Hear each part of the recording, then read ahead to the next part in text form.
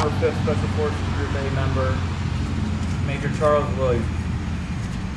It's also my distinct privilege and honor to introduce our guest speaker for today and our guest of honor, Mr. Bart Williams and his wife, Jennifer. The youngest son out of Major Charles Williams' 4 children. I'll turn over the podium to Mr. Bart Williams in a few minutes, but before I do that, please allow me to make a few opening comments. And Mr. Williams, I know, is going to speak about his father, and he's going to read the citation outlining the actions that occurred almost 48 years ago to the day. So I'll not rehash or try to say words about a man that I did not know personally. I'll leave that to a much more credible source, his son. I think will be able to provide us a much greater picture of the man, Mr. Major Charles Williams. What I do want to talk about, however, and why I view this event as so important, and why this what this dedication means to me and the soldiers that serve in this battalion, that's what I'll make a few comments about. This dedication is just a small way to honor a Special Forces soldier and his actions in combat on a foreign field against a determined enemy. It's a way for us to link ourselves to our history, and a way to draw inspiration, and a way to grip hands with a man that we would all call a hero, although we have to grip hands through the shadows. It's a way for our soldiers to understand how the core attributes of a Special Forces soldier played out on the battlefield so long ago, and how they are playing a part in the battlefields of today. As you look at the formation that we have, this battalion's, give or take, 430 personnel, and what we have out here today is what is currently at home. The rest of the men are out on the battlefields of today, and I don't want to forget that or let that go unsaid. We are serving on the frontier of the Republic as Legion soldiers should do. The attributes that Major Williams showed during his days on the battlefield 48 years ago, the attributes such as courage, perseverance, professionalism, and adaptability are the things that I want every soldier to think about when they enter Williams Hall. And I not only want them to think of these things, I want them to internalize these attributes and strive to honor Major Williams and strive to bring honor to the colors that are flying here today. The colors for the battalion and the colors of 5th Special Forces Group, to which we all proudly serve. So, although I did not personally know the man to whom the building is now named, I feel as though I know of him, because I see a part of him in all of our soldiers. There are hundreds of soldiers like Major Charles Williams that have been in our ranks. And this dedication is just a small way to honor these soldiers that have fought for our country, and a small way to show our young soldiers what they should strive to be. We've chosen a great role model for this task in Major Williams. A better role model we could not have, and we need to make sure that our new soldiers understand the foundation upon which our reputation has been built. So by seeing our sign out in front of the building, and by our soon-to-be uncovered dedication plaque, that was fortuitous.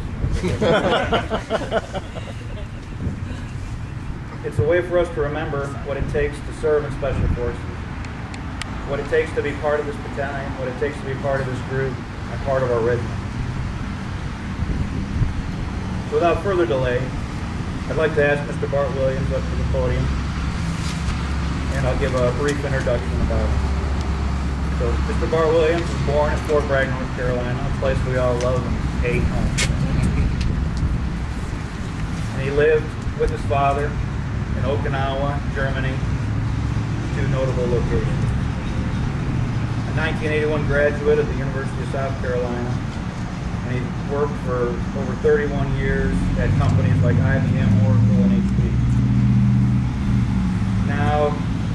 taken up a new profession of land development, as I understand it, near his home in Georgia, where he resides with Jennifer, his wife, and his 4 children. So please join me in a round of applause and welcome Mr. Bart Williams to the podium.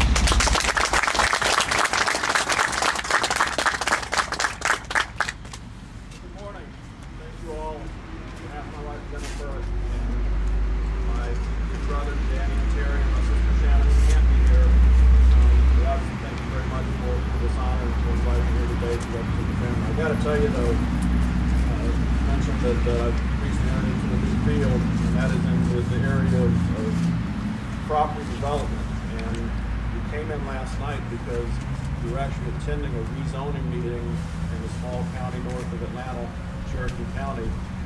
And I got to tell you, the audience I'm facing here today is a much, much different kind of environment than what we faced last night. It was quite the hostile territory because I'm endeavoring to build a crematorium in a location that people don't want it. I know it sounds a little gruesome, but trust me, it was hostile territory in Cherokee County, Georgia last night. So this is a much, much nicer environment, and certainly I appreciate the opportunity to be here.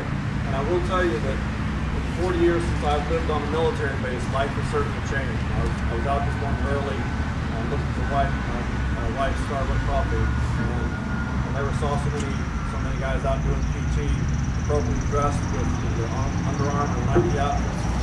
My father was going to teach us how to do it. Whatever finishing you could find, whatever pair of shorts and t-shirt have to be around. So, and they also have Taco Bells and Burger Kings on every corner. So it looks like quite a different experience. But as I was commenting, I had the opportunity as a Congressional Medal of Honor recipient, dependent, to receive an appointment to any of the 3 or 4 major military academies.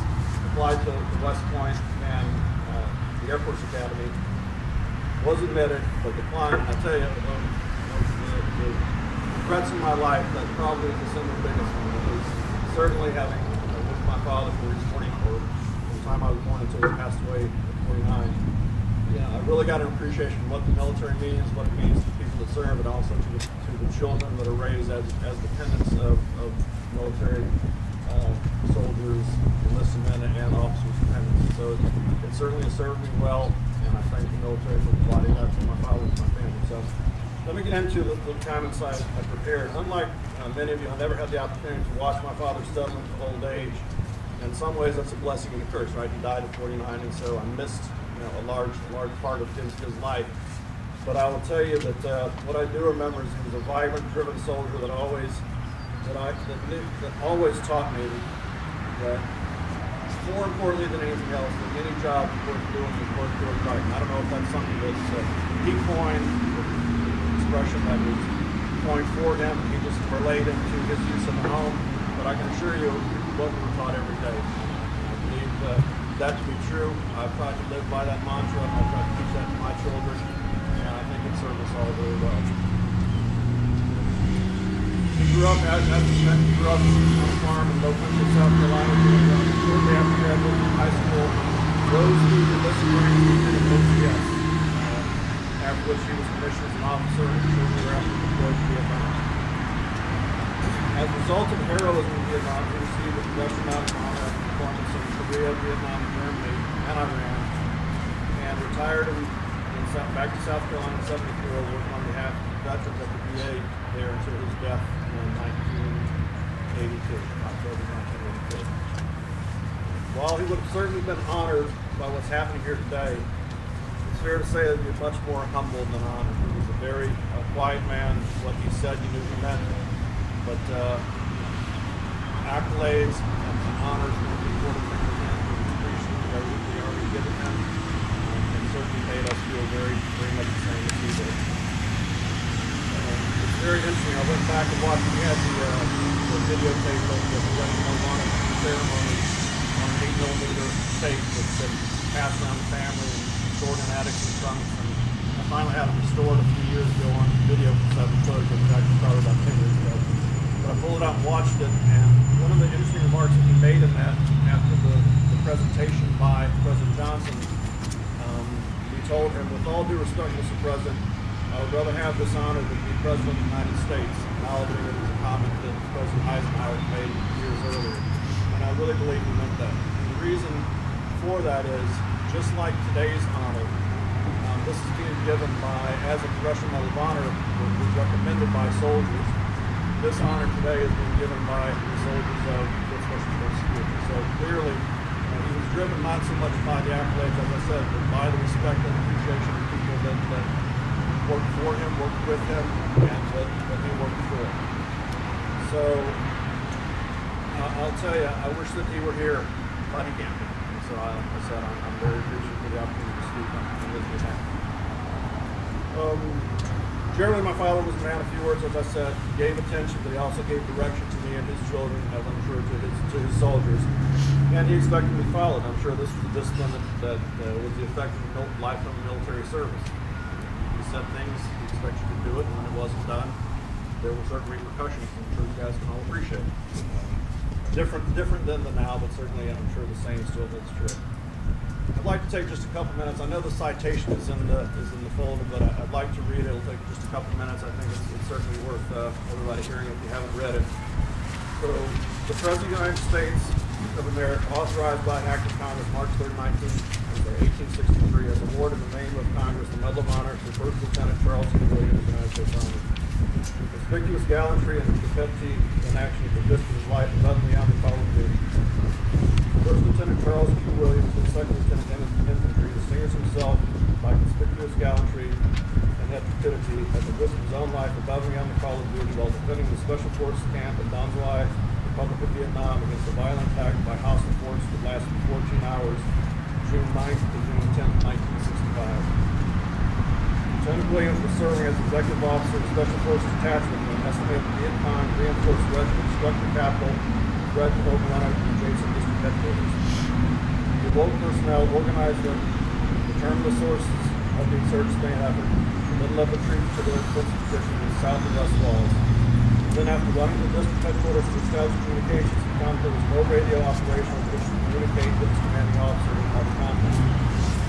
To reach the other compound, he traveled through darkness, but was halted by the effort of the combination of shrapnel in his right leg and the increase in Viet Cong gunfire. Ignoring his wound, he returned to district headquarters and directed the defense against the first assault. As the insurgents attempted to scale the walls and some of the Vietnamese defenders began to retreat, he dashed through the barrage of gunfire, succeeded in rallying the defenders and defended back to their positions. Although wounded in the thigh and left leg during the gallant action, he returned to position. Upon being told that communications were established and his commanding officer was seriously wounded, Lieutenant Williams took charge of action in both compounds. Then, in an attempt to reach the communications bunker, he sustained additional wounds in the stomach and right arm from leg fragments. As defensive positions and walls had been held for hours and casualties were mounted, he ordered the consolidation of American personnel from both compounds to establish defensive in the district building. After a radio contact was made with friendly air patroller, he disregarded his own wounds and directed the defense for the district building, using descending flares as reference point to adjust airstrikes. By his courage, he inspired his team to hold out against the insurgent force that was closing in on them and throwing grenades into the windows of the building. As daylight arrived, the Viet Cong continued to besiege the stronghold, firing a machine gun directly south of the district building. He was determined to eliminate this menace that threatened the lives of his men. Taking a 3.5 rocket launcher and a volunteer that loaded, he worked his way across the open terrain, reached the berm south of district headquarters, and took aim at the Viet Cong machine gun 150 meters away. Although the sight was faulty, he succeeded in hitting the machine gun. While he and his loader were trying to return to district headquarters, they were both wounded. With a fourth wound this time in the right arm and leg, and realizing he was unable to carry his wounded comrade back to the district building, Lieutenant Williams pulled him to a covered position and then made his way back to the district building where he sought to help others who were now evacuated the injured soldier. Although seriously wounded and tired, he continued to direct the airstrikes close to the defensive positions. As morning turned to afternoon, the Viet Cong pressed their efforts to direct the coalition rifle fire to the building. He ordered the evacuation of the seriously wounded to the safety of the communications bunker. When informed that helicopters would attempt to land as the hostile gunfire had abated, he led his team from the building to the artillery position that could serve at the time of evacuation of the wounded from the communications area and then on to the pickup point. Despite resurgent Viet Cong fire, he directed the rapid evacuation of all personnel. Throughout the battle, it was undaunted by the Bishop's big-time assault and inspired the defenders to be decimated and determined conservative. Lieutenant Williams' conspicuous gallantry, extraordinary heroism, and intrepidity at the risk of his own life above and beyond the call of duty are in the highest traditions of the United States Army and reflect great credit upon himself and the Army and the armed forces of his country. I'd like to point out also, and I don't know if this is appropriate, but it's something to pay attention. The soldier, the volunteer, was a Sea-Doo that escorted Marvin Shields. Marvin Shields died as a result of his actions and was also posthumously awarded the Medal of Honor for the same episode. I suspect that at some point somewhere in the country he's being honored here as well. He's been gone, my dad's been gone now for 31 years, but I'm sure if he were here with us today, he'll tell you, as I'm telling you, he's honored, mostly humbled and appreciative you've done this for us. Thank you for this honor. Thanks to all of your service. And God bless you all and God bless America.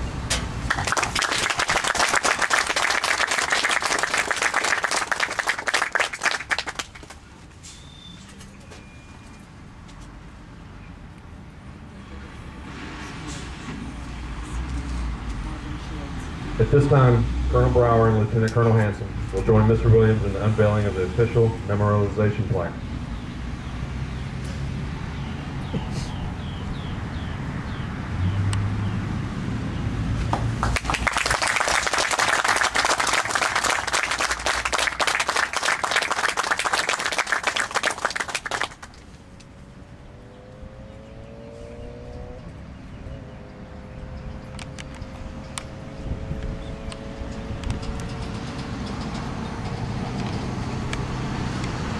Williams, to commemorate the event here today, we want to present you with a miniature plaque of the plaque that's hanging up inside the building with a picture of your father and the inscription, Major Charles P. Williams, 5th Special Forces Troop Airborne, 4th Special Forces Regiment, awarded the Medal of Honor for conspicuous gallantry and intrepidity on 9 to 10 years, 1965, while serving as executive officer during the defense of the Special Forces camp at Dong Shui, Republic of Vietnam. We want to present this to you. Hope it finds a place in your home. And again, we want to thank you for your remarks. And it's an honor to have you here today. And we're so happy you're here.